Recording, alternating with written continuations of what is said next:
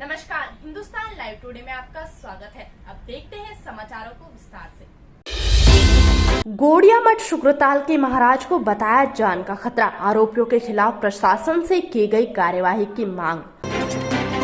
मामला जनपद मुजफ्फरनगर के गोड़िया मठ शुक्रताल का है, जिसमें सन 2020 में गोड़िया मठ के महाराज स्वामी भक्तिभूषण गोविंद जी उनके शिष्य को एक षड्यंत्र के तहत कुछ लोगों ने झूठे केस में फंसाकर जेल भेज दिया था और पीछे से आश्रम का सारा सामान, सोना चांदी, नकदी व अन्य सामान ताले तोड़कर लूट लिया गया था, जिसका खुलासा समाज के बीच में हुआ, जिसमें आश्रम के ही पुराने सेवक गोविंद दास व उसके सहयोगियों का हाथ था। गोविंद ने पंचायत के बीच में स्वीकार किया कि बच्चों को सिखाने व सामान को लूटने में उसका हाथ था। गोविंद दास ने विकास पवार का भी नाम लिया था, जिसमें विकास पवार आदि लोग महाराज पर बराबर रिपोर्ट वापस लेने का दबाव बनाते रहे, छोटे केस बनाने व शहर छोड़कर जाने और जान से मारने की धमकी बराबर देते आ रहे हैं, जिसकी फोन रिकॉर्डिंग मौजूद है। विकास पवार व उसका साथी संजीव संगम एक बैग में कट्टे व कारतूस लेकर गए और बैग की चैन खोलकर महाराज के आगे रखकर उनको गोली मारने की धमकी, नरेंद्र गिरी के जैसा हाल करने और 5 लाख रुपए की मांग की, जिसकी FIR थाना भोपा में दर्ज कराई गई है। इसके बाद भी यह लोग निरंतर खुलेआम घूम रहे हैं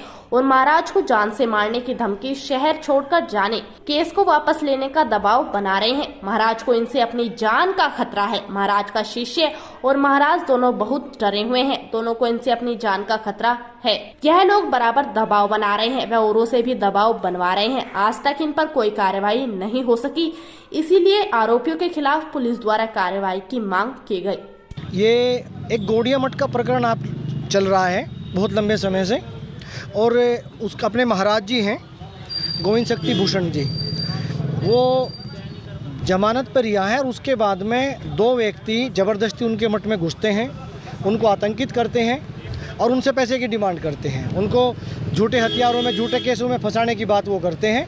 तो उसे ही लेके जो प्रशासन की तरफ से FIR नामदर्ज हुई है, तो प्रशासन की तरफ से कोई कार्रवाई अभी तक नहीं हुई है। उसे ही लेके हिंदू धर्म के हैं, धर्म का प्रचार करते हैं, साधु संत हैं।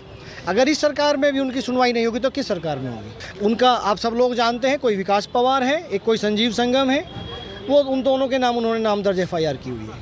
तो अब तक कोई मतलब कार्रवाई नहीं हुई? अब तक पुलिस की तरफ से कोई कार्रवाई नहीं हुई है। उसमें क्या चाहते हैं? उनकी गिरफ्तारी चाहते हैं, उनकी पहले गिरफ्तारी हो। कहीं ना कहीं वो जो महाराज जी हैं उन पर दबाव बनाने की कोशिश कर रहे हैं।